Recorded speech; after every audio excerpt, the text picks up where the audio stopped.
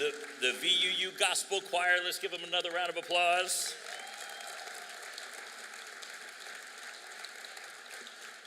Good evening, everybody. My name is Andrew Frieden. I work at the NBC affiliate here in Richmond, Virginia. I see there the chief. You know they call you Police Frieden at the TV station because you've got the big, bald, and beautiful look going on. It's an honor to see you here, and there's people behind you who can't see, so you might want to, there you go. But I do the weather in the morning at one of our TV stations here in Richmond, and this is not a normal thing for a state of the city to have a local weather person or someone announcing. But he's not a normal mayor, and he does things differently. He's your cool mayor, right? He's going to have conversations. Instead of giving a speech, it's going to be a conversation, and people are going to learn, and hopefully will smile a little bit, and we were obviously inspired a bit at the beginning as well. I want to do some housekeeping. There are emergency exits in the corner, right? So make sure you know where your emergency exit is in the event we have to use that. Please don't use your phones to record anything else you have, video or that would make a noise, turn it off. We are recording. This is going on YouTube, so you don't have to worry about recording. There'll be an official recording. It'll look great. It'll sound great. No flash photography. We've got photographers as well that are going to help us out. And again, we're streaming live on YouTube. The mayor and I have known each other a long time. I just knew him as a lowly doctor, you know, just a guy with multiple degrees. He actually was the doctor that checked my son out of the hospital when he was, 3 days old. And I've met and been able to enjoy forming a relationship with now Mayor Avula over the years, as both of our boys are now sophomores in high school. And he's got multiple kids, but the one I'm talking about is a sophomore. And they've played volleyball together, and so we're gonna try to have a little fun, keep it serious, obviously, but I've realized that my job here is to keep the mayor on time. And I'm sure we're all aware he likes to talk. So I'm gonna be in the back, and you'll maybe hear me trying as politely as possible in between the segments, trying to wrap things up and move them along. I don't know how I'm gonna interrupt these important people, these powerful people, but I'll do my best to do it from backstage. And now please welcome to the stage your MC for the evening, Mayor Danny Avula. Buddy, appreciate you. Well, hello, Richmond. It's great to see you. I've already failed, right? My first line is supposed to be, "Hey, Richmond, it's your Mayor Danny," right? We've tried so hard to brand around that, and I got nervous seeing my friend Andrew up here. But yes, thank you so much, Andrew. We, as he mentioned, have a long history together, lots of interweaving connections through kids, through UVA life, through being around town. He is definitely, we were joking the last time, like there are not many people that get pulled aside and recognized and ask for pictures more than me, and it's this guy for sure, right? People are huge fans of the Weatherman. They're just confusing me for the police chief. I'll be backstage. All right. Stay on time. Awesome. I'm on it. Well, welcome to the 2026 State of the City. It has taken a lot of work to get here. We were trying to initially do something last year, and then that little thing called the water crisis happened. And then this year in January, we had that crazy snowcrete storm. We would be very happy to not have another January in Richmond ever again. Our cabinet, we made buttons this year that said, "I survived another Avula January." But it is great that we have finally made it to a State of the City. And so thank you for taking time out of your evening to join us. Thank you for showing up. Thank you for caring about Richmond. It is really wonderful to see so many people here. I want to first just give shout outs to our elected officials who are here. I see President Newbell and Vice President Jordan and Councilman Breton. Thank you guys so much for being here. I know that I just saw Senator Jones out in the hallway. He had to run, but I see our Lieutenant Governor, Governor Hashmi. Thank you so much for being here. Do I see any school board members? I think Chair Fernandez is going to, great, Chair Fernandez, School Board Member Percival, and our great Superintendent Jason Cameras. Thank you guys for being here. And then to all of the members of my administration, particularly our Chief Administrative Officer, Odie Donald, my Chief of Staff, Lawson Wajay-Saria. And if you're a member of our cabinet, would you stand just so we can recognize you?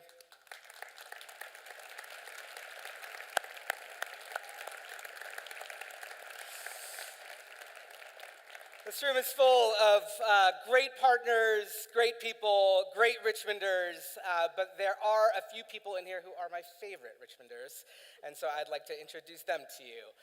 My bride, Mary Kay, and two of my 5 kids are here, so, you know, we're doing okay. One's off at college, a couple are tied up. David and Arjane, thank you guys so much for being here. Mary Kay and I are we're 3 months away from 25 years of marriage. Hopefully we make it there. It's a pretty tough gig. No, I'm just kidding. She has been an incredible rock for our family through this last year plus. I mean, really starting with campaign life where everything about our family life changed. And so Mary Kay, know how indebted I am to you for being the rock of our family and being my partner in this work in the city. Thank you. All right, so we are doing something different with the State of the City this year. You know, there's so much good stuff happening in the city. I literally could write a speech that would go on for 2 hours about all of the different highlights of 2025 and not even get to all of the good things. And you all definitely don't want to hear me talk for that long, and I certainly did not want to write a 2-hour speech. And so I wanted to take the opportunity to try to highlight a few of the areas that have been really important focuses for us, and then to bring in different faces and voices, different people that are part of our Richmond community, so that you can hear stories from them. You can hear the work that they have helped advance in our community. So this is going to be fun, right? We're going to have a little music. Thank you, VUU Choir, for being here. A little video. We're going to do some fireside chats. We are going to have a great time tonight. So anyone who has been here and who's paying attention here in Richmond will notice one thing, that Richmond is growing at a dizzying pace. So just a few months ago, Weldon Cooper came out with their 2025 census estimates, and Richmond City's population is 241,000 people. I just wanted to, for context, in 2020, that number was 226,000, right? So we've grown by more than 15,000 people in a fairly short period of time.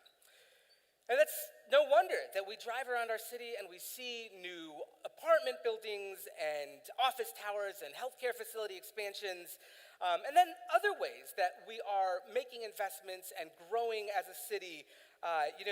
Every time I come up and down Midlothian Turnpike, I see more movement on what will be an absolutely stunning Richmond High School of the Arts. They are slated to open later this fall. It's very exciting.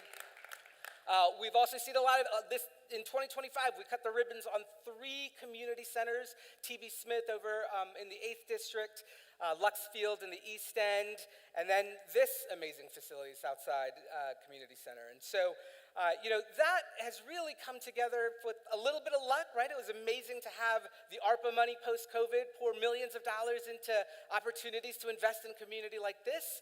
A lot of hard work by your city leaders and Parks and Rec and DPW, DPU, and so many others who actually help make things like this happen. And then some really bold leadership by your elected leaders who really listen to the community and prioritize where those investments need to go. And so one of those elected leaders whose district we're in right now, I'd love to bring up to the stage your 9th District Councilwoman Nicole Jones.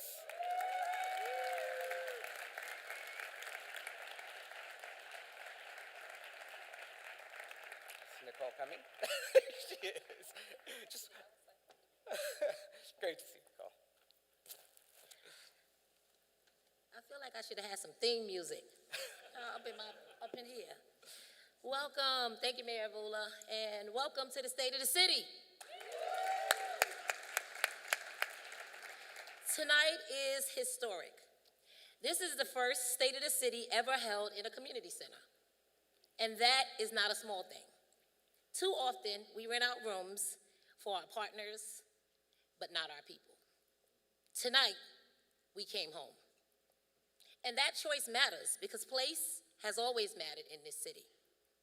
In the 1930s, brief history, when federal governments drew maps, you know the ones that were color-coded and signaled that anything black be deemed hazardous. You know, the red lines drawn around communities like this one. That wasn't an accident. Racial segregation was engineered. Black communities were zoned in certain areas, blocked from moving, and deliberately cut off from home ownership and wealth building tools. Then came annexation, robbed communities of the very investments that were due to them. But those decisions did not just shape the past. Look around. The same red line neighborhoods are still low income, still more segregated, still under-resourced. The map has changed, but the reality didn't. But let me tell you this, and let me tell you what else resides right here in the Southside. Because Southside is not a womb, it's a world. This is the most diverse corner of this entire city. If you walk these corridors and neighborhoods, you will hear languages from every continent. Smell food that tells the stories of migration and sacrifice.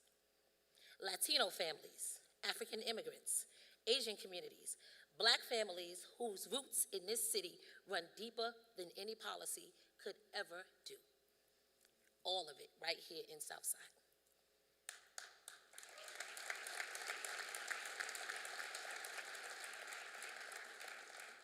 Working class people who showed up every day to DuPont and Philip Morris, to y'all newbies, that is our trio. And built wealth that flowed out of this community, not into it. Immigrant families came here chasing American dream, only to be met with racism and misunderstanding. That's not a coincidence. That's intentional extraction. That's neglect by design. But the culture is undeniable. This is the Southside that gave us D'Angelo. This is the Southside that gave us DJ Lonnie B. Both products of Richmond Public Schools. The art, the music, the food, and the faith did not come from nowhere. It came from people on the Southside. Despite everything stacked against them, when a neighborhood is underfunded long enough, the systems stack, resulting in fewer jobs, lower performing schools, limited health care, and aging infrastructure, not because of the people, but because of policy. But here's what policy could never account for: the people themselves. Our young people are watching the community's identities change right before their eyes and still expected to go along to get along. But yet, they are still rising. I don't see them as victims, I see them as geniuses. Living on the South Side is a different perspective. You get a different perspective. I don't just see what's here, I see what's overlooked. But I also see the beauty and I see the inclusive future, but built by the people and led by the people. The state of the city depends on what happens next in the South Side. How we build, how we invest, how we reconcile the past with the present, and how we show up for the future. I see a South Side that doesn't just survive the next chapter of this city's story. I see the South Side writing it. So let tonight's conversation be more than just that. Let it be a commitment to our young people that we won't leave them in a city that forgot them, a commitment to our elders that their sacrifices are not in vain, and a commitment to each other that we will build something worth staying for. The South Side has always been here, and now it's time for the city to show up for us. Thank you.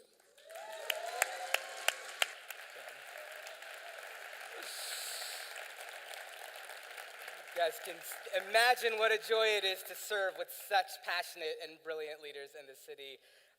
One of the other things I really appreciate about Councilmember Jones is her love for and heart for arts and culture. She has been a really important voice in our city and in my ear as we think about how do we lift up and support arts and culture in our city. Because it is one of the things that makes Richmond amazing, right? The depth and richness of our arts and culture community. And one of the beautiful ways that your city government has really contributed to that has been through the creation of the Poet Laureate program. Did y'all know we had a Poet Laureate here in the city? We have given the charge to the Poet Laureate to champion the art form, to love Richmond, and to tell Richmond stories to create paths to healing. No small feat. But I will tell you, I have been absolutely blown away every time I get to hear from our Poet Laureate, and I'd like to invite to the stage Joanna Lee.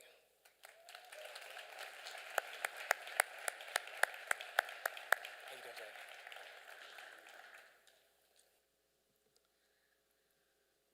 I got a question. Does anybody know what a red-eared slider is? Where are my parks people at? It's a turtle, yes. It's a turtle with little red marks behind its ears. It's got a painted shell. You can find them down on the canal near the new Dock Street Park and Chapel Isle. And yeah, all right, so we learned something. All right.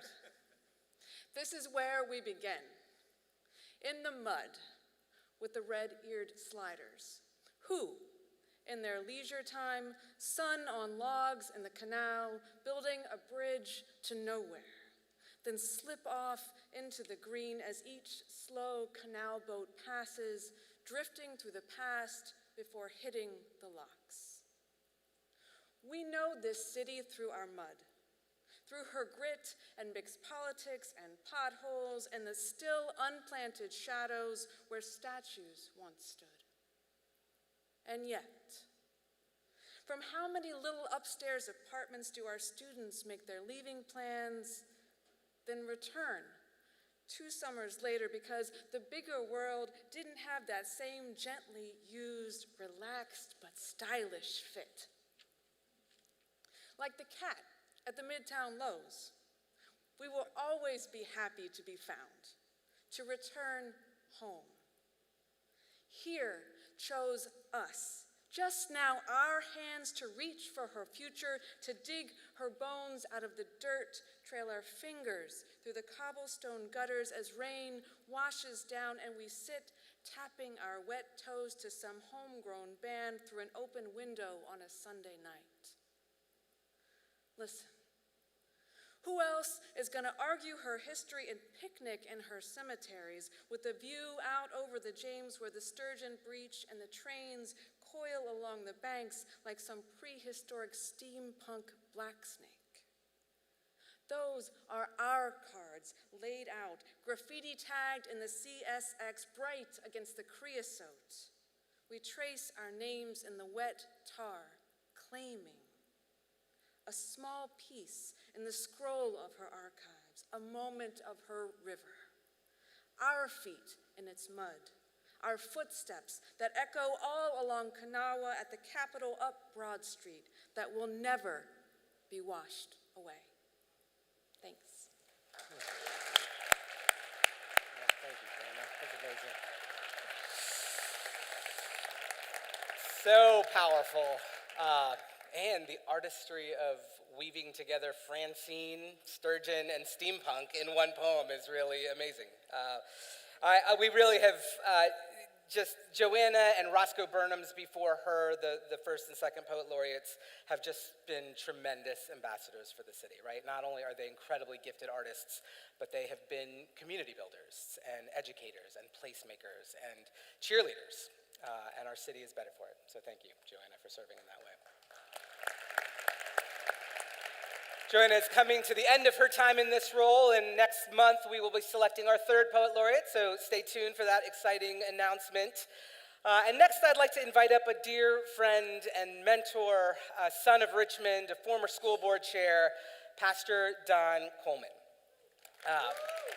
Don is a huge part of my Richmond story. You know, I met Don 23 years ago, probably, as a medical student. I was doing some health education work down in Creighton Court.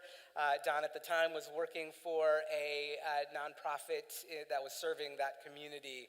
And as we got to know each other and each other's stories, his invitation for us to join his lifelong work in the East End as somebody who grew up in the East End of Richmond and who has spent his life modeling deep community. I've been so inspired by Pastor Don and his wife Florence for the way that they have loved and labored for the city, for the practical ways that you all have done that, certainly as a public servant, but also for the spiritual ways, because when you live in a city that has as complex a history as ours, you gotta attack this at different levels, right? And Don has just been such a beautiful model of that and inspiration for us. So thank you, Don, for being here.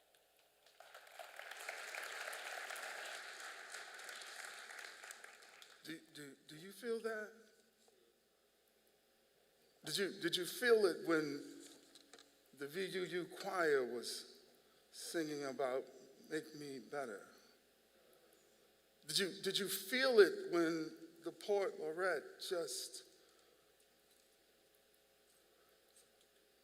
I feel it. Richmond has a spirit, and that spirit is changing for good.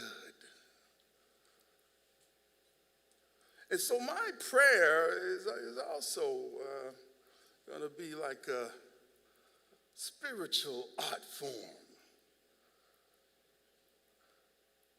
Because I want us to feel the opportunity that's before us. So Father God, help us as a city tell the truth over lies.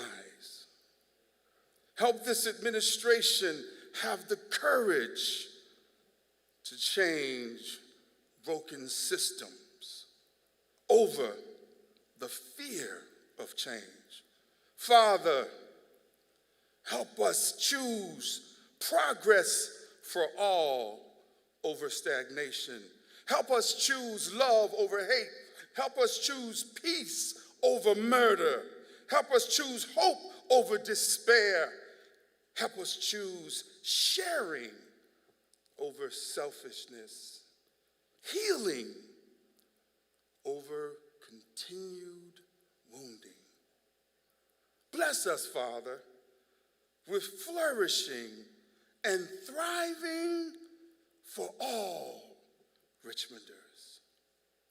Father God, help us embrace this moment and come together like never before to heal and boldly move forward, filled with a love for one another that gets the attention of others, that they too choose to be a part of Richmond becoming a thriving RVA, a place of thriving for all who live here. Richmond, a place of thriving. Would you say that with me? Richmond. Come on, Richmond, a place of thriving. Father God, help us now. We trust you. Thank you for the mayoral action plan that will guide us into that thriving. And all the people looked at each other and said, he stuck to his time.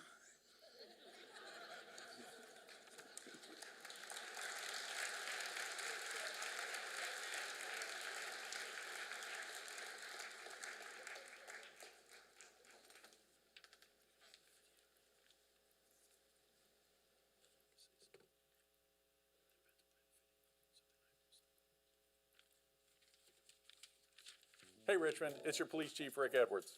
I'm Deputy Chief Sidney Collier. I'm Deputy Chief Sybil Elamine Jones. And I'm Deputy Chief Albert Stokes. We're building a thriving Richmond by using data and technology to solve crimes even faster than before and prevent them from occurring, including shootings and property crime, which are significantly down this past year. We imagine a day where our public safety teams and the community work together. Even better than we do now. To decrease gun violence even more. As we look ahead to 2026, we're excited to continue this work and help build an even more thriving Richmond. Hi, Richmond. I'm Omari, and I've been organizing public housing residents for 10 years. I help make our neighborhoods better by building power among residents who are too often overlooked by the system. I imagine a day when our neighborhoods thrive because everyone has a real seat at the decision-making table. Hi, Richmond. I am Monica Murray, principal of John Marshall High School. I help Richmond families thrive by challenging our young people to dream big and ensuring that 100% of them graduate with choices. I dream of a day when all students walk into a building that matches their unlimited potential. Hey Richmond, it's Vinny Venuti, founder of Dream House in Shockoe Bottom. We're creating a home for artists, performers, and dreamers, creating jobs, opportunity, and a brighter and safer nightlife and arts district for our city. I imagine a Richmond where creativity fuels our economy, combats crime, strengthens our community, and lights the way forward.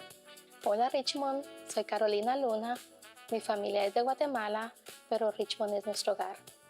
Estoy comprometida en fortalecer y apoyar a nuestra comunidad. Trabajo todos los días para asegurarme que mis vecinos tengan un lugar seguro y acogedor donde puedan compartir sus necesidades sin miedo. Ayudo a fortalecer la confianza, conexión y el sentido de pertenencia en nuestra comunidad. Imagino un Richmond donde todos tengamos las mismas oportunidades para vivir, trabajar y prosperar, y donde todos puedan ver el lado brillante de nuestra ciudad. Creo que cuando cada familia se siente bienvenida y apoyada, toda nuestra ciudad se vuelve más saludable, segura y vibrante. Hi, Richmond. My name is Melanie Del Pozo from the Greening Bus Stop Alliance. As an avid volunteer, I am working for a greener city by helping prioritize tree planting along bus stops. I imagine a day when everyone in Richmond has access to a cool, shady, and accessible bus stop. And I want to encourage you to volunteer as well for a greener city. Hey, Richmond.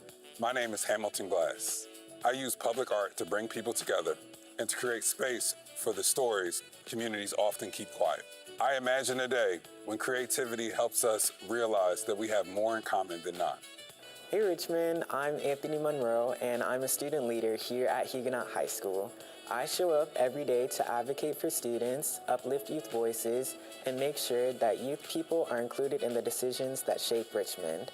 I imagine a Richmond where students are heard, schools are supported, and where young people feel empowered to lead the future.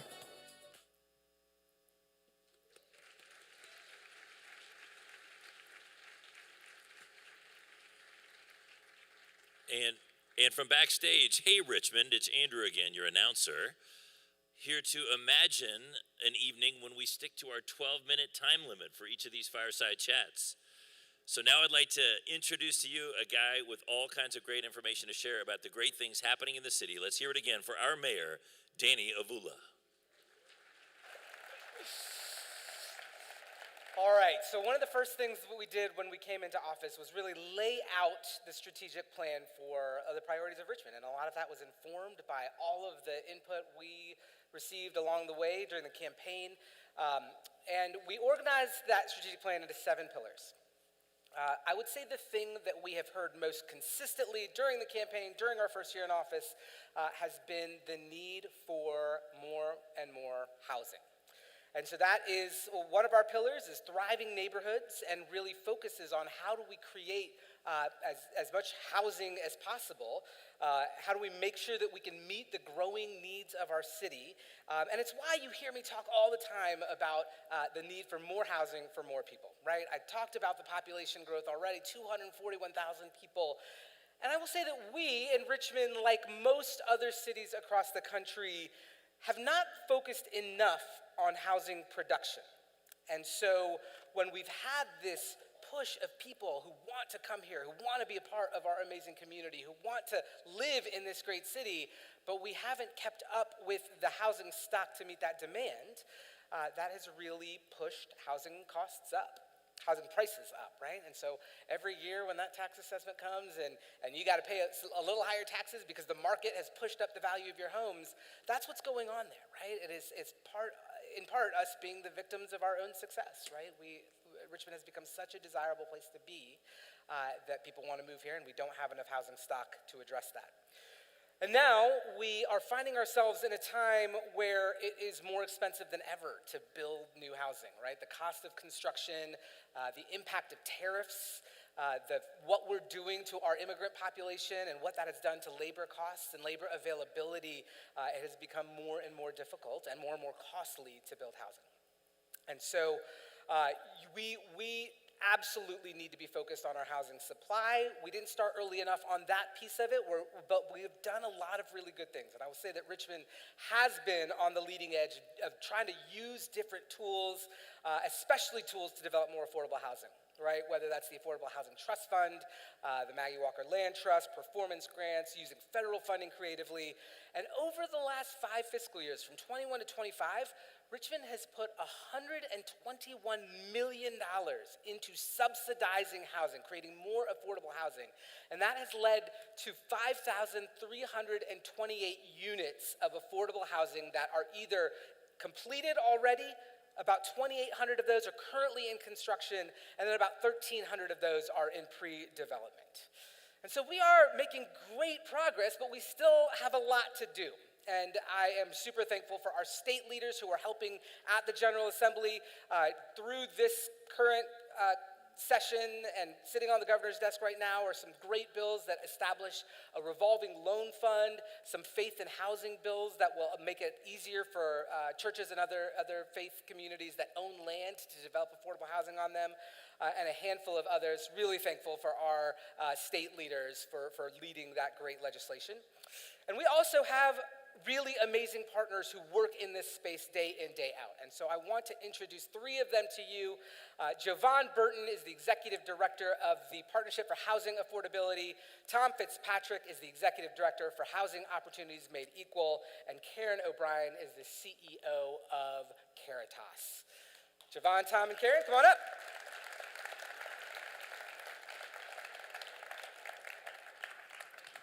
Thanks so much for joining us, guys. Great to see you all. All right, so you all kind of cover different parts of the housing spectrum, but see each other, know each other. We all do a lot of work together on a regular basis. Javon, let's start with you. I'd love for you to just talk a little bit about what PHA does, the regional role you play, and how it kind of connects with city work. Thank you. Good evening, everyone. Javon Burton, Partnership for Housing Affordability.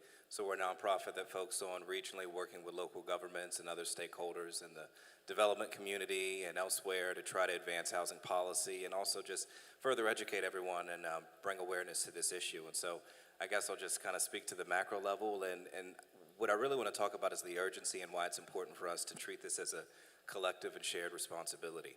So you talked about the growth in our region. We've seen an increase in population of around 11.3% since 2014. The majority of that increase has been households earning more than $150,000. So that's putting significant amounts of pressure on the lower and middle parts of our market.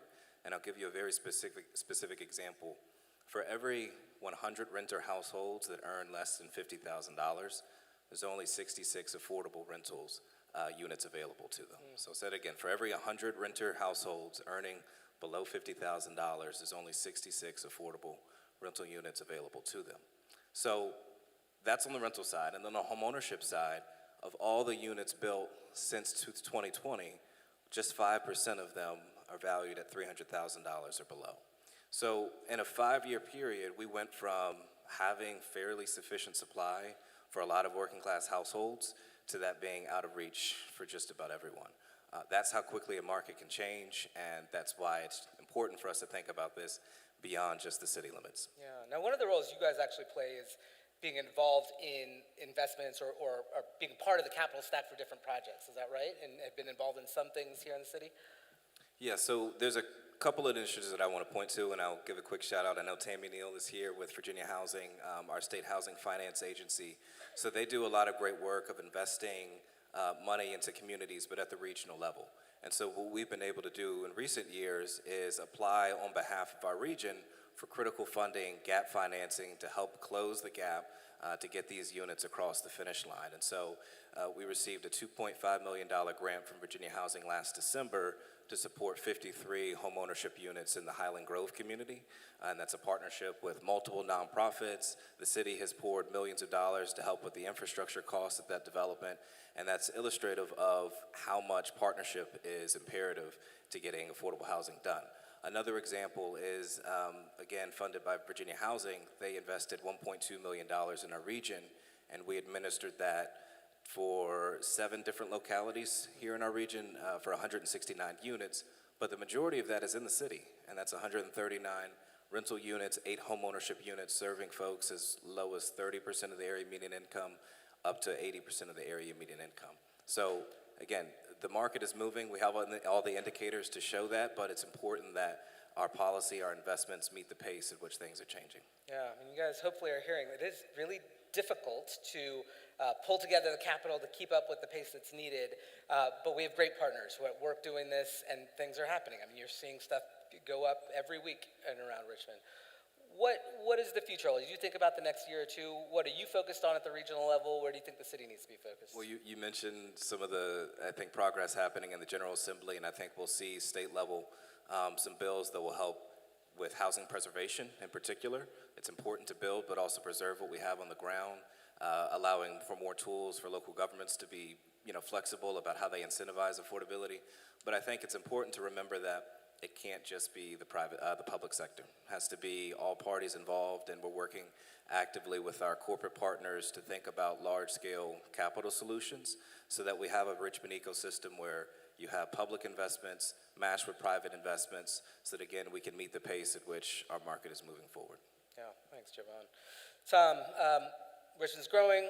Growth is great in some ways, and in other ways not, right? There's clearly an underbelly of that, of displacement. That's a real concern. It's a real concern for me. I know you and I talk about it a lot. Tell us a little bit about home and kind of what some of the work you're doing in that space. Yeah, and looking at the clock here, so we're a civil rights organization that's focused on housing justice and addressing both current day and historic legacies of discrimination. And when Councilwoman Jones talks about the story of Richmond and the segregated patterns and the maps, the other part that we don't always acknowledge is that the zoning that we have right now is the zoning from the 1960s and 70s that was locked in place and created these single-family neighborhoods with very limited ability to build apartments or to build places where renters live, and yet we know now that more than 50% of the city are renters. And so it's time to think differently about the way we use land if we're going to talk about the growth in the city, and recognizing that we're still under this yoke of a historic kind of zoning that's really held us back and makes it that much harder for both for the investments for affordable housing and others. Yeah. So tell us a little bit about what you've been doing in that space, what the next year holds. Yeah, so we're jazzed about the code refresh. If it ensures that there's equitable distribution of the way we use land. So we can't just continue to expect the same neighborhoods to bear the burden of development. We can't just expect the same neighborhoods to bear the burden of where renters are going to live. And so what we need to think about is land use that distributes that throughout the whole city. I was talking to our partners with Southside, and when they build, and Project Homes and others, when they build duplexes, they have to go through a lengthy process of special use permits and others. Well, if they could do that by right when they do their infills, that would save a lot of money on the back end. And duplexes are those kind of affordable housing that folks can't easily find right now. Yeah, and so the code refresh is one part of our strategy for anti-displacement work. There's other things that you guys do. Absolutely, yeah. So, some of the criticism of code refresh, or the worries about code refresh, is that it's going to displace more folks. And when we did a study a couple years ago that looked at population changes in the city of Richmond, we recognized that there are parts of the city that have had, their black populations have decreased by 30, 40%. And so the current ways we're doing things haven't been working. And we need to then have very concentrated efforts, some of which the city's already doing, but we need to re-engage in more of them to make sure that that the folks that built the city, that built the culture, built the fabric of the city can continue to live here. And so that requires planning, making sure that we know why what's going on, what the constraints are. It requires providing resources to ensure they can stay here, and then building more affordable places so that there's less upward pressures on the very constrained supply. And we have provided to your office and to City Council a memo to lay out where we think the city could really work to ensure that those populations can continue to thrive and live in Richmond.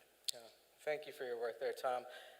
When we don't get this part right, when we don't get the anti-displacement part right, when we don't get the affordability part right, the downstream impact of that is increased homelessness, increased presence of our unhoused community. And Karen, you and Caritas have done amazing work to try to meet that need, particularly in this last year as you've banded together to support surge sheltering. Would love for you to talk broadly about Caritas and specifically about surge efforts. Yeah. Hello, everyone. Great to be here. This year, when I think about a thriving community, I think about a place where everybody is safe, connected, supported. And this year, we really, we came together to fix something that wasn't working for quite a few years. It's been a problem. So when the weather is super cold and extreme and our shelter beds are full, we really didn't have a good overflow option. So this year, the community came together. The city was certainly a large part of that, and the region really supported a safety valve shelter, which really made sense. And thank God we did after the winter that we had, right? It was something. So we opened the surge shelter, and we had a place where people could go when all those beds were full. And it was really the collaboration of the team that said, let's do this differently this year. And so Caritas was proud to step in and do that work as a trusted partner, but truthfully, it took everybody's help to be sure that somebody wasn't left out in the cold. We had one woman who was sleeping under a tractor trailer, and I think that was her place until it just got too cold. And she came in, and we were able to connect her to resources, housing, healthcare, benefits, those kinds of things. So it was a place to be safe, but also a place to get connected and know that there was support out there.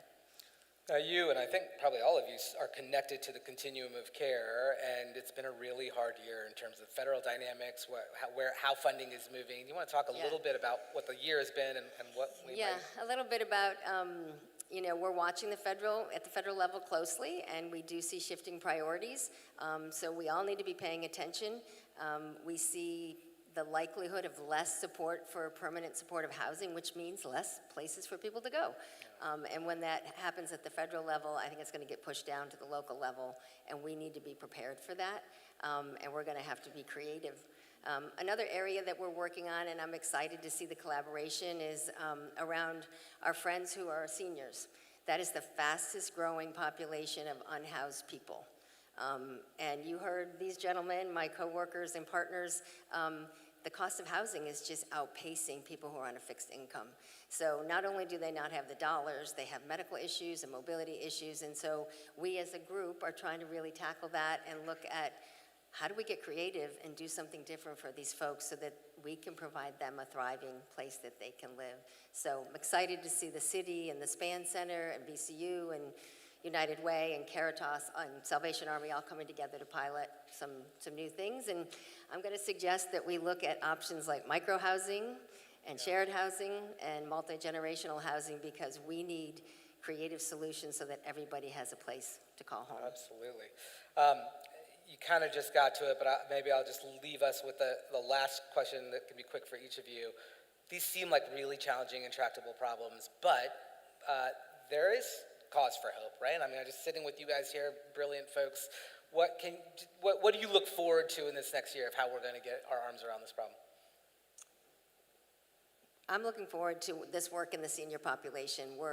We've got people around the table that don't want to just talk about it, they want to take action, so I'm really excited about that.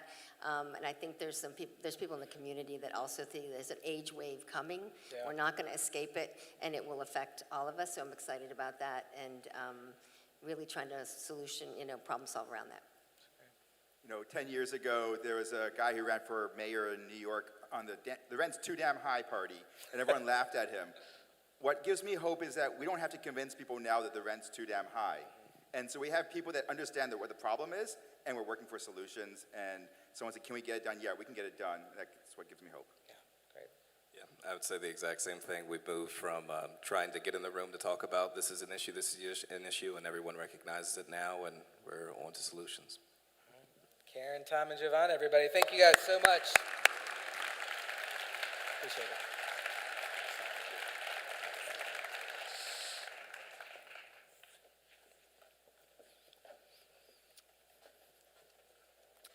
right, so staying in that thriving neighborhood theme, housing that we just talked about, it's a key element of a thriving neighborhood. But the other is safety. And there are a lot of different inputs that drive safety in a community. I want to focus for just a few minutes on law enforcement. So post-2020, obviously the pandemic, the racial reckoning, the attitude towards law enforcement have created a lot of challenges for people wanting to go into that field.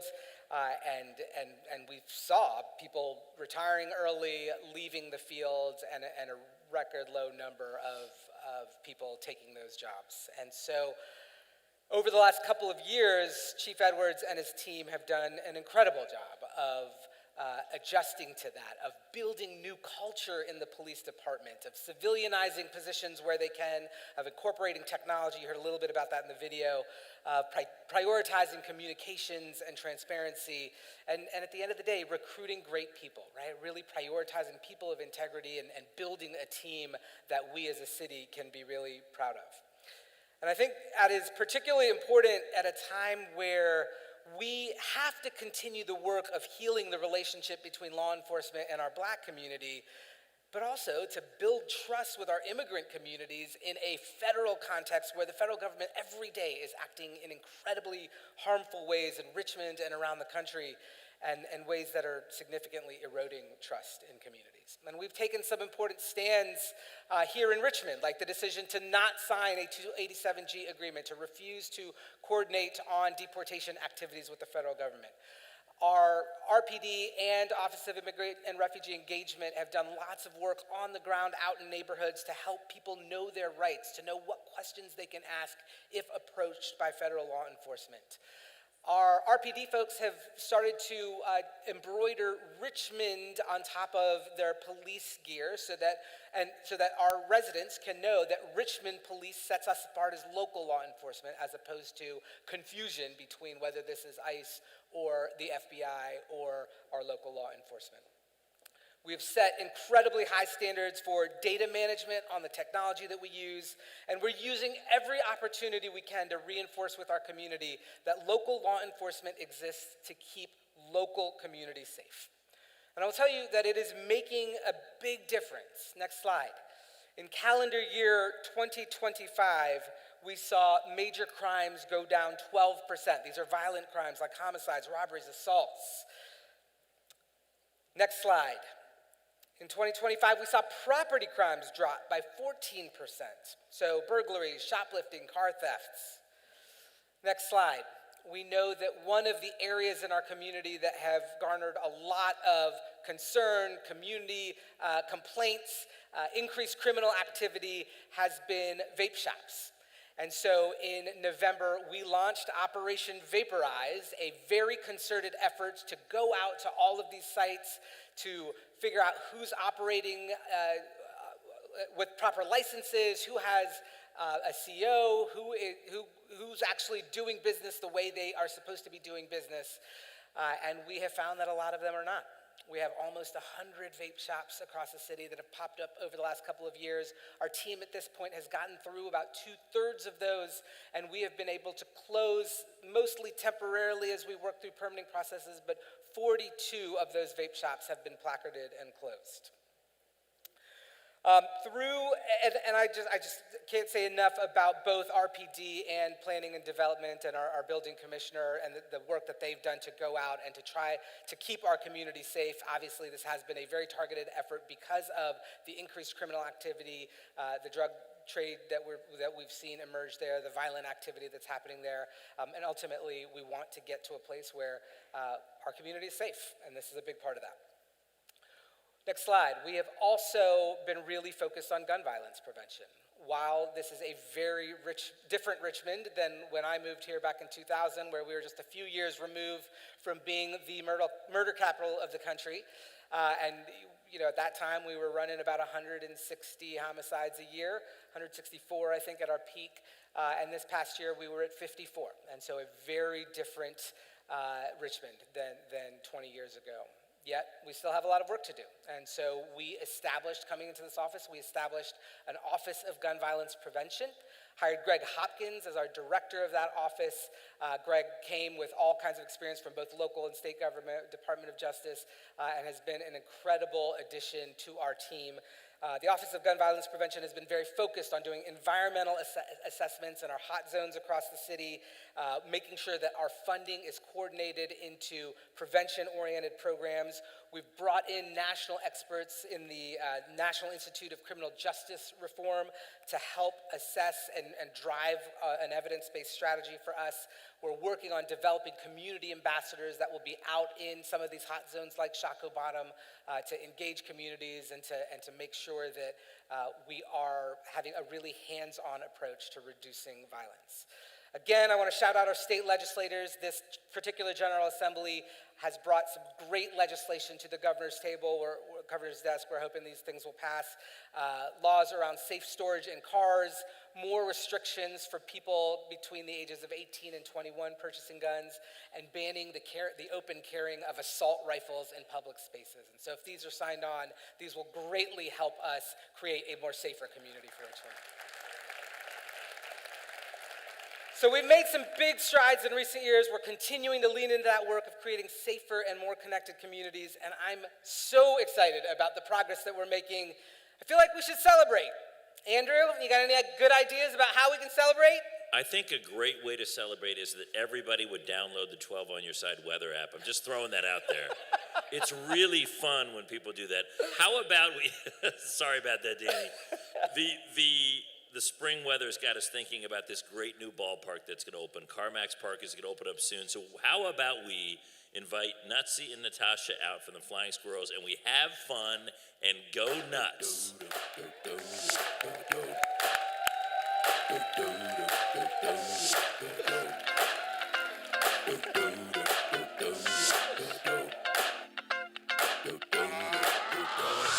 This is that ice cold Michelle fight for that white gold. This one for them hood girls, them good girls, straight masterpieces. Stylin', wildin', living it up in the city. Got Chuck's on with Saint Laurent. Gotta kiss myself, I'm so pretty. Nutsy and Natasha, go down to the back of the audience. There's people in the back with their hands up. Go all the way out to the cheap seat. Dragon wanna retire, man, I'm too hot. Say my name, you know who I am, I'm too hot. And my band bought that money, break it down. Girls hit you, hallelujah. Girls hit you, hallelujah. Girls hit you, hallelujah. Cause Uptown Funk don't give it to you. Cause Uptown Funk don't give it to you. Cause Uptown Funk don't give it to you. Saturday night and we in the spot. Don't believe me, just watch. Come on.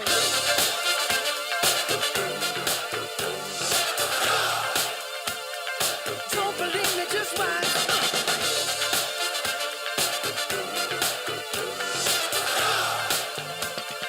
Don't believe me, just watch. Don't believe me, just watch. Don't believe me, just watch. Don't believe me, just watch. Hey, hey, hey, oh! Stop. Wait a minute. Fill my cup, put some nigga in it. Take a sip, sign the check. Julio, get the stretch. Right to Harlem, Hollywood, Jackson, Mississippi. If we show up, we gon' show Let's get a huge out. round of applause, everybody, for Nutsy and Natasha. Call the police and the firemen, I'm too hot. Make a dragon wanna retire. And I should note that opening day, April 7th, I just talked to Mayor Avula. He is going to be there. So be there April 7th or be square, although I think tickets are sold out, but plenty of great tickets for the rest of the spring and summer. They're doing a whole opening week at the ballpark. All right, Danny, let's head back over to you. Thanks, Andrew. All right, so our next focus is our thriving economies focus. So that pillar is really about supporting businesses, creating jobs, creating pathways to move from poverty to stability and eventually to wealth building. And you know, every year, the cost of running the business of government increases, right? We have to stay competitive with salaries, healthcare costs increase, retirement, all of that. But also, as we are a growing city, the costs of building schools and investing in our water infrastructure and roads and all of the other amenities that we want to be focused on. And so it really does take a thoughtful and prioritized approach to economic development because When we develop our city, when we focus on economic development, we're doing two things. We're both addressing the needs for increased revenue to do all the things that we need to do to make our community strong, but we're also building a city that people actually want to live in. We're placemaking, we're creating amazing communities. And so I would like to invite up our new Director of Economic Development, Angie Rogers, and the General Manager of the Allianz Amphitheater, Rebecca Street. Angie, Rebecca? Thanks so much for joining us, guys. Good to see you all. So Angie, you came in the middle and kind of beginning stages of a lot of really cool stuff. Would love to hear your experiences as a newcomer to Richmond, and what are some of the things you've been excited about working on behalf of the city? Well, let me say this, and I've lived in some pretty cool cities, but I think I haven't lived anywhere as cool as Richmond. So yes. It's beautiful to be here. With our showing by Nutsy and Natasha, it sounds like I should talk about Diamond District first. You know, the most exciting thing I think about the Diamond District is that Richmond is doing this right. Cities that are doing new stadiums these days aren't just doing new stadiums. They're doing stadium districts. The idea is to have that investment be leveraged into a bunch of other things. So we're building this new state-of-the-art stadium, and I hope everybody can make it out, if not on April 7th, then to some other event out there with us at the new stadium. But that new stadium is, going to return hundreds of millions of dollars, over $300 million in revenue back to the city of Richmond that helps support the things that you talked about, help support that healthy lifestyle. But it doesn't stop there, and it shouldn't stop there. There's an entire stadium district that's going to be built up around the new stadium. We're going to start to see infrastructure go in next year. And then that mixed-use development, new multifamily housing, including affordable, new restaurants, new office is coming up around it. And those things are going to start to deliver as soon as 2028. The last thing I'll say is, the explosion that's happening in Scott's Addition is just an amazing thing to see. And the growth is not stopping there. Late last fall, we approved two new hotel projects for the Scott's Addition area. Those two projects alone are gonna return over $80 million. That's net revenue. That's after we pay the bills. $80 million over 20 years to the city. New multifamily, the growth that's happening there, the growth that's being leveraged by the investment that the city and its partners have made is just a wonderful thing to see. And it is exactly the kind of thing that feeds that healthy lifestyle that we value in Richmond. Yeah. Now I come into City Hall every day, and I traverse some pretty janky blocks north of City Hall. There's a huge opportunity there, but it's going to take some work and focus. Would love for you to chat about that. So, city center to Broad, which is, in economic development, we think about that as a corridor. And it's a good thing to think about it as a corridor because it is has these two really significant bookends. On the one end is City Hall and sort of our civic node and also the convention center. On the other end is VCU and amazing investments continuing to happen there. So the question for us has been, how do we sort of knit together those two bookends and make sure that they're leveraged for the success of the entire corridor? So we're focused on what I call permanent activation. So that's our real estate development and business attraction. And so we've got a new GRTC transit hub that's coming to City Center. this is going to be an amazing project as a transit-oriented development project that's going to help move people into and through the city is hugely important. But there's going to be 2 mixed-use towers on top of that gives us the opportunity to attract more hotel, more office, more multifamily, including affordable. We've had an RFQ out through a partnership with GRTC, and we're coming to the end of that process. We're also, of course, going to focus on the Coliseum site.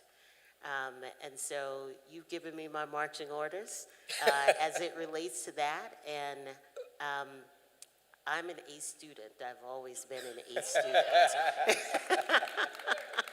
And so I intend to deliver. Say more about, we talked about GRTC, and just as a newcomer to the city, we're focusing a lot on mass transit and multimodal. GRTC is a big part of that. I just would love to hear your reflections. Yeah, I mean, this is where, for a jurisdiction that is still looking to grow, and particularly looking to grow strategically, mass transit is a way to focus that growth. And so when we think about this transit hub being a center of development for us in the city center area, but soon we're all going to turn our attention to that north-south line, which introduces the opportunity for thousands of people to be coming into our area for new jobs and an easier, faster pathway. So when that gets over to my shop, where we do business attraction and we're trying to draw large companies into the Richmond area, it's important, that's an important factor for those companies. Can I reach the workforce? Can they reach me? And so that those new transit investments are going to really usher in important dividends for Richmond. If I can for a moment, talking about new companies, or I guess an old friend that's got a new face, I want to talk about CoStar, which is one of the latest really large investments in our downtown area. So CoStar has invested about $500 million into a spectacular new facility downtown on the waterfront, increasing their footprint in terms of workers in this region by almost 2,000 jobs that they're bringing to this. But I want to talk about the kind of corporate partnership that also makes this important, because it's not just the investment in their new headquarters, but they are partnering with Venture Richmond, making a $30 million investment in Browns Island. That's going to be a spectacular updated amenity for all of us to enjoy. And if I go back up the street, I was talking a little bit ago about VCU's investments and sort of bookending our city center to Broad Corridor.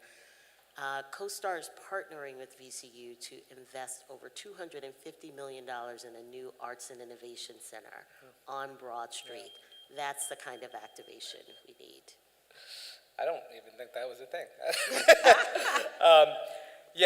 I was down there the other day, and that whole area of Browns Island is completely transforming, right? CoStar going up, there's going to be 4 restaurants on street grade there.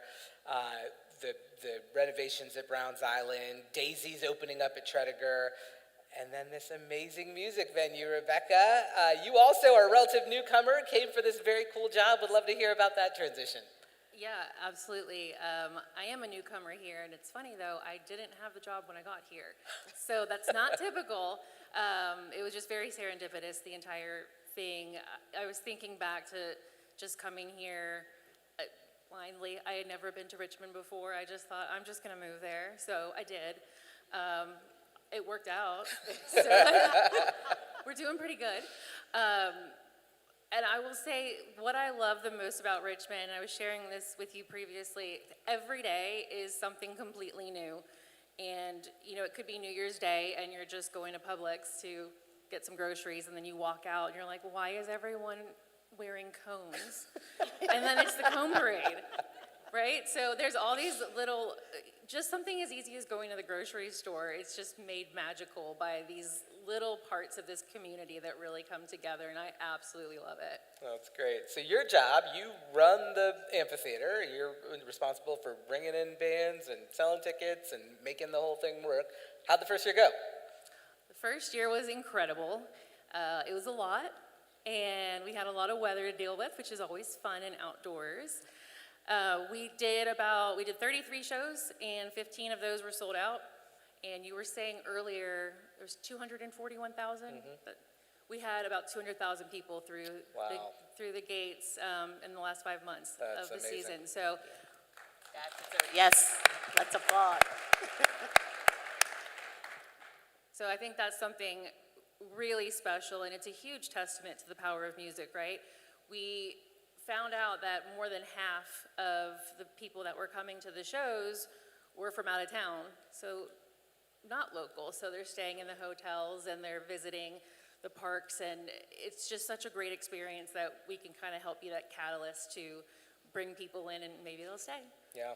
Now, both of you in different ways have been very involved in supporting small businesses, minority-owned businesses. Talk a little bit about, from your vantage points, how that's played out and what you look forward to.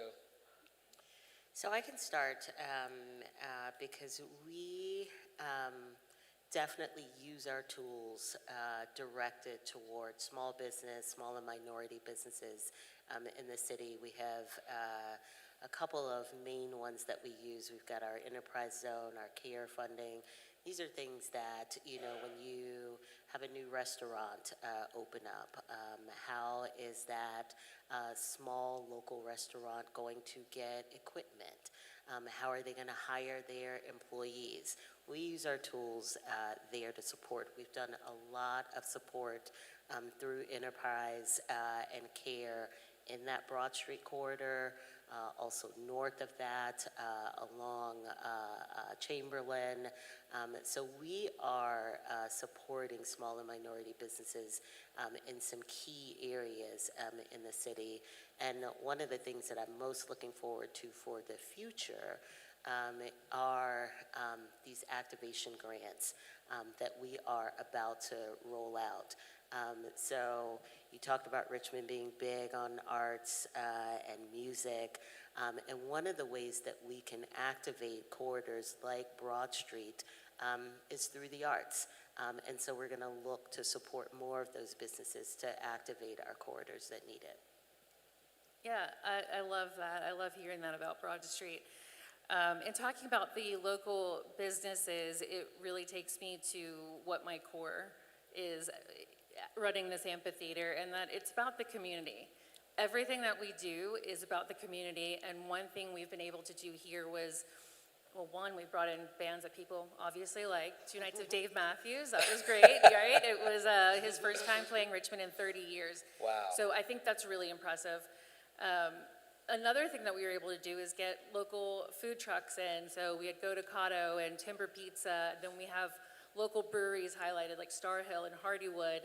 And then things that maybe you don't see if you're coming to the show is the stuff we do backstage for the artists. So we'll bring in Ruby Scoops when it's really hot during the summer, and so they can enjoy some local ice cream. And we'll, get something custom made from Cruel and Unusual. Just things that will help the artists take that back with them and say, okay, I want to go back to Richmond again. Awesome. Well, I can see you've drunk the Kool-Aid wearing your Francine shirt, even though you've only lived in Richmond a couple years. But I have this sneaking suspicion Francine is mounting a 2028 campaign against me. Keep my eye on her. But thank you guys so much for the ways that you pour into this city. Thanks for joining us. Thank you. All right. The last pillar we're going to focus on is pillar 7 in our mayoral action plan. It's my favorite pillar. It is a city that tells its stories. And I think, I shared a little bit about how we ended up in the East End through my relationship with Don and others. But the reason that I came here to go to medical school in 2000, and I decided to stay in Richmond in large part because of the story of this city. the complex history of the birthplace of the domestic slave trade and the capital of the Confederacy, but also the way that our city was grappling with those issues in really powerful ways. And my heart for racial healing work, the opportunity to be involved, never thinking I'd be in a seat like this, but knowing that I wanted to be a part of a city that was moving in that direction. And I have seen and learned over time that telling stories, being truthful about our past, and grappling with that is the pathway to healing. And so our seventh pillar is a city that tells its stories. And so I want to bring up two amazing folks, a local historian that has had his hands in so many cool projects around Richmond, Josh Epperson, and the brilliant Meg Hughes, who's a 21-year veteran of the museum industry and now the acting director at the Valentine Museum. Josh, Meg, thank you for joining us. You. Hi, man. All right. So a historian, you have been. You got a lot of cool I will just things. clarify, not a historian, but a history writer. Yes, I help make academic language sound palatable in museums. So yes, but write a lot of history. What? History writer? Okay, I got it.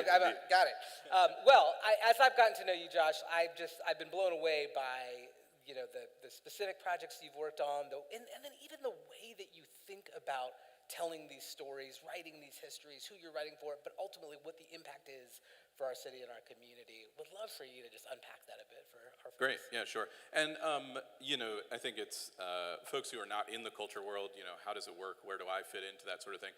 One, I am a local entrepreneur, so I work for myself, and I work with museums like the Valentine and others around the country and around Richmond to help bring stories to life. And so, I've been thinking about this event, and three big things kind of jump out at me in terms of the importance of telling these historic stories. I've been doing this work for a little over a decade, and one is truth. We talked about it before, but truth is actually hard to get our hands on. Obviously, we live in a time where lots of misinformation and people sort of reshaping truths, but we've been doing that for a long time. Ever since we've been writing history down, we've been lying. And so it really takes people who find documents, understand where things actually came from, dig in the ground through archaeology to actually find the data that helps us build the picture of what happened in the past. I'm actually working on a project right now where in the middle of the project, a new document was found which made us change what we were writing in the walls of a museum. So it's always being revealed. And so if we're funding and investing in truth finding, which is an effort, and truth telling, then I think we're better off for it. The second thing is our collective power. Because often, we've been a big fan, many cultures have been big fans of creating heroes out of individuals. Basically saying that one person did it all. And that's never the case, honestly. You look deeper into history, those people are always supported. Many are supported by many women, which we often leave out. But, including,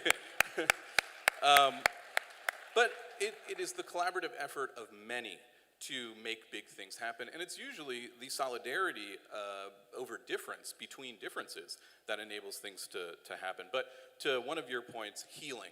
Healing is another huge reason to tell our history and to tell our history honestly.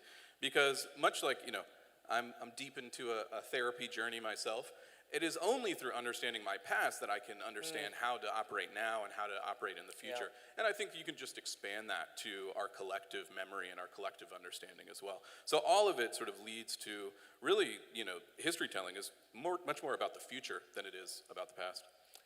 Now you have specifically been involved in work on Kara's Landing, the North Memorial, and the Shako Project. I'd love for you to just kind of give a little context for the audience, both for the specific work you've done and then how those projects are emerging more broadly.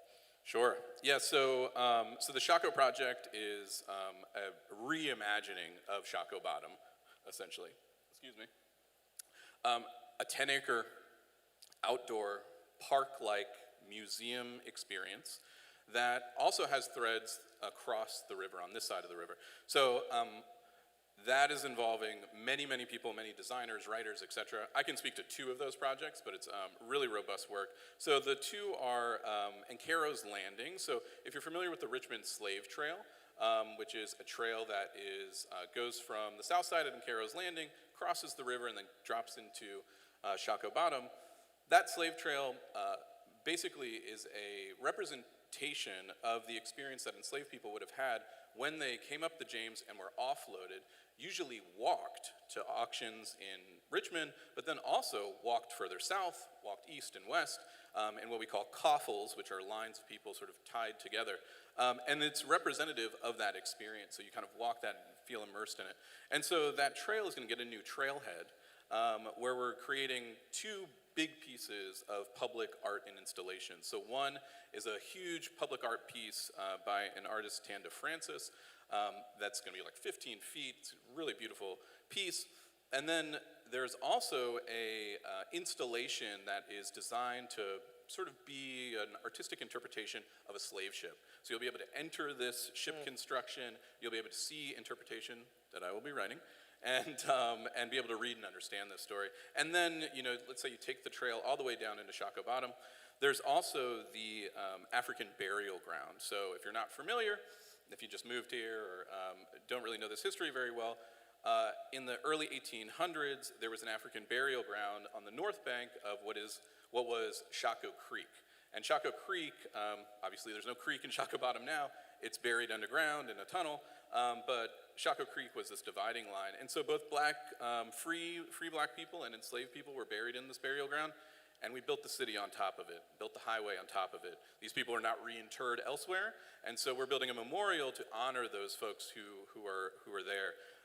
And what I love about this project is that it's a combination of both human stories, where we're talking about those people who are there, and also the people who brought to our awareness that cemetery or that burial ground was there, but also it's a land story. It's a story about the changing landscape of Shockoe Bottom. If you look at the original photos of Shockoe Bottom, there's no way to recognize it with what's there now.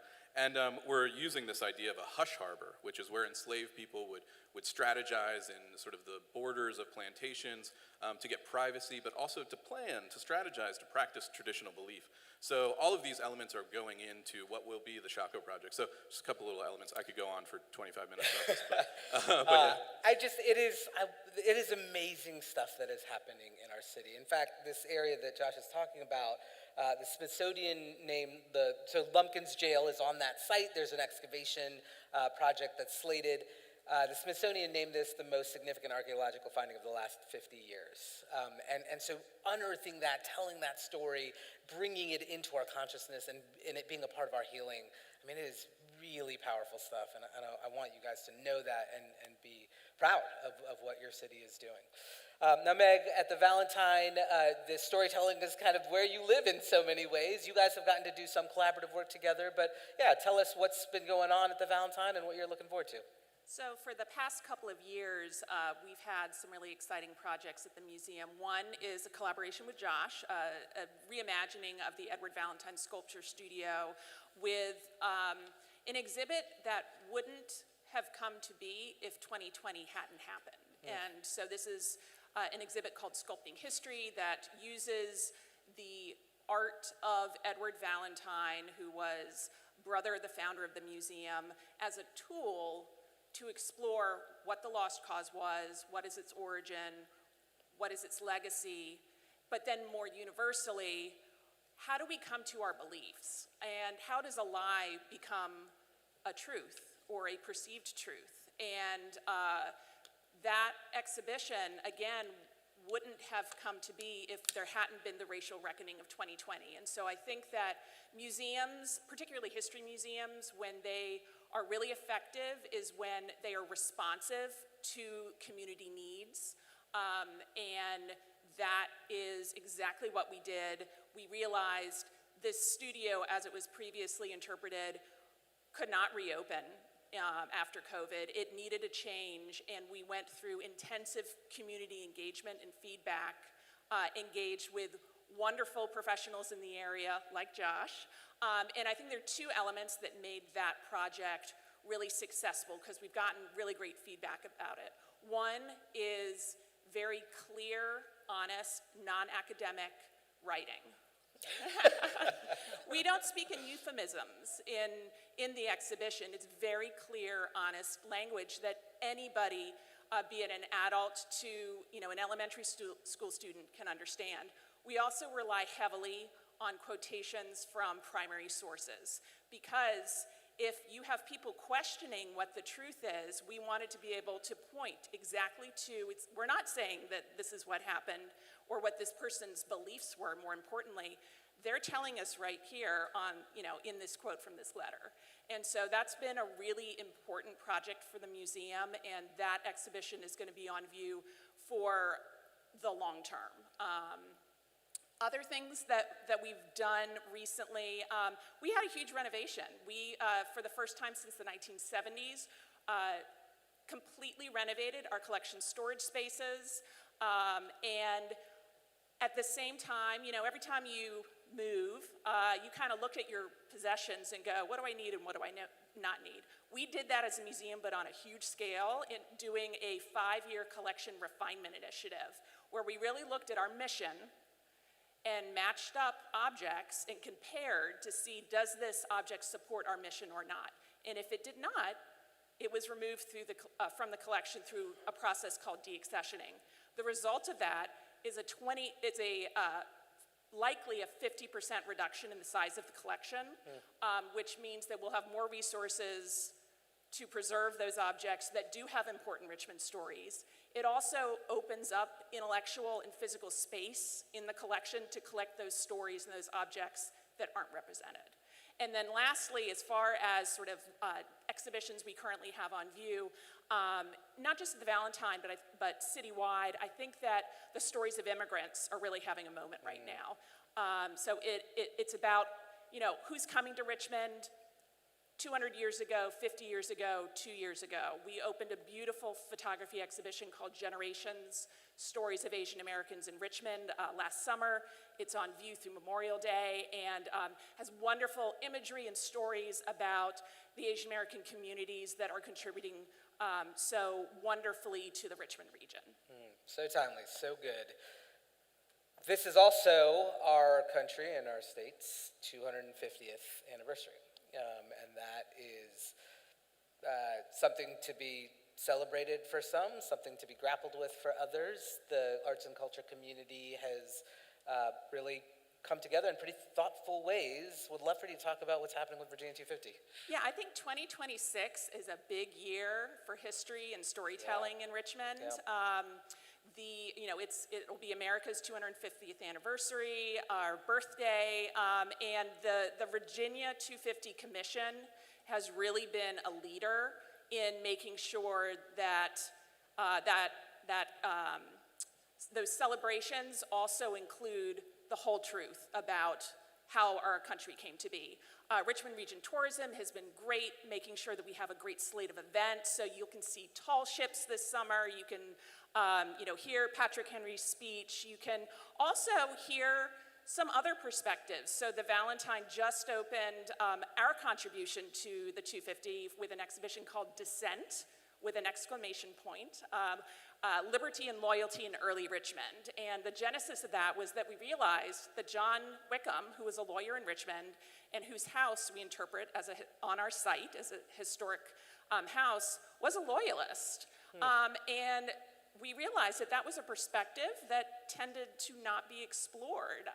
And so Dissent looks at both loyalists during the Revolutionary War period and during the war, and then also looks at the first couple of decades of our country's history with real individuals in the Richmond region who had dissenting or maybe less popular opinions about a range of issues. So, should we support this Constitution thing, or should we support the institution of slavery continuing? And so, I think that it'll be an interesting way for people to kind of look at, yes, we've always had differing views on a range of topics, and the very beginnings of our country were no different. Well, you guys as an institution have obviously had a hard few months with the loss of your leader. would love your reflections on that and what it means for the city. Well, you know, Bill Martin was with the museum for over 30 years, and over that tenure, he evolved into, and I don't think he meant for it to happen, but really evolved into Richmond's storyteller. I think it wasn't until after his tragic passing that we realized how many people in Richmond he knew, he touched. Yeah. It's been overwhelming, but I think it's really hard to imagine Richmond in 2026, given how big of a year it's going to be for history and storytelling, to have that year go by without him being here. Yeah, absolutely. I met Bill a decade ago. I was chairing the Richmond Memorial Health Foundation. We were bringing in partners from all over the country, and Bill just offered to do tours, and he was just our regular touch point, and that turned into a friendship where we would walk around the city and he would tell stories. I think there are thousands of people in the city who probably had the behind-the-scenes tour that Bill loves to give.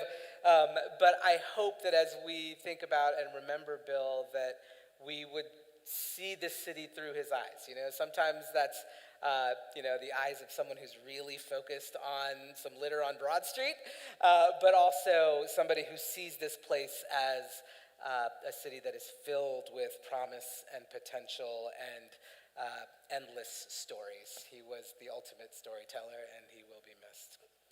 Thank you guys so much. Thank you.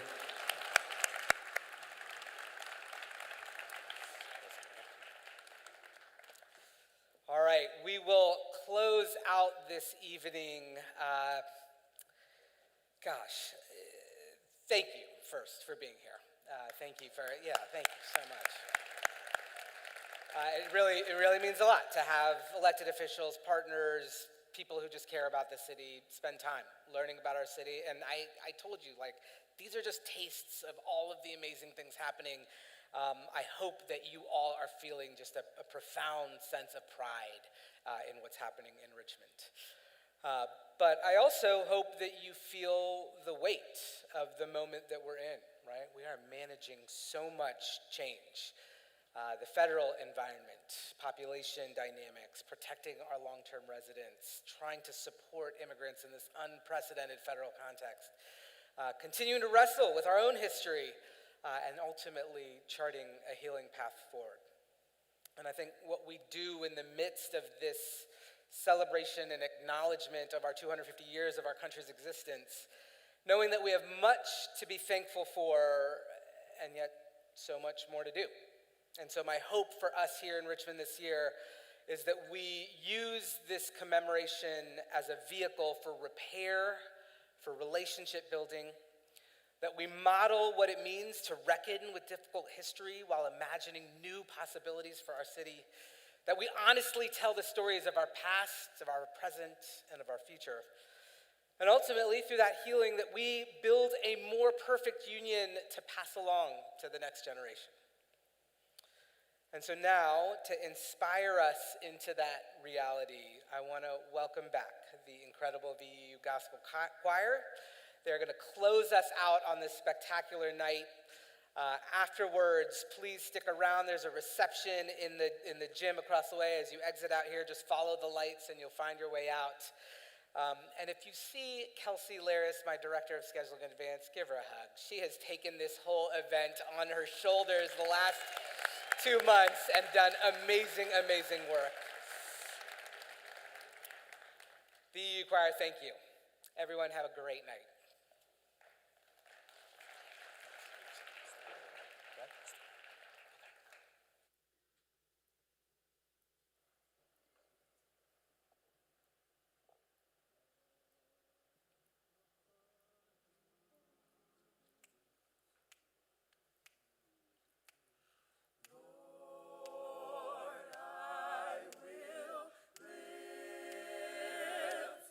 Mine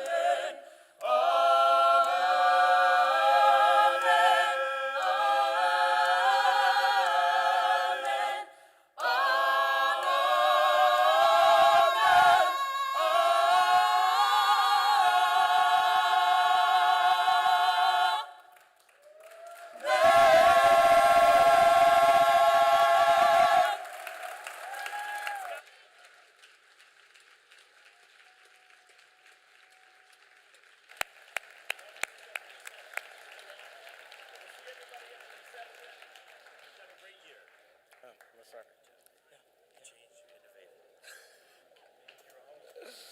Oh, dude, thank you. I mean, listen, that's an honor to be here. I don't know why you did it, but I'll take it.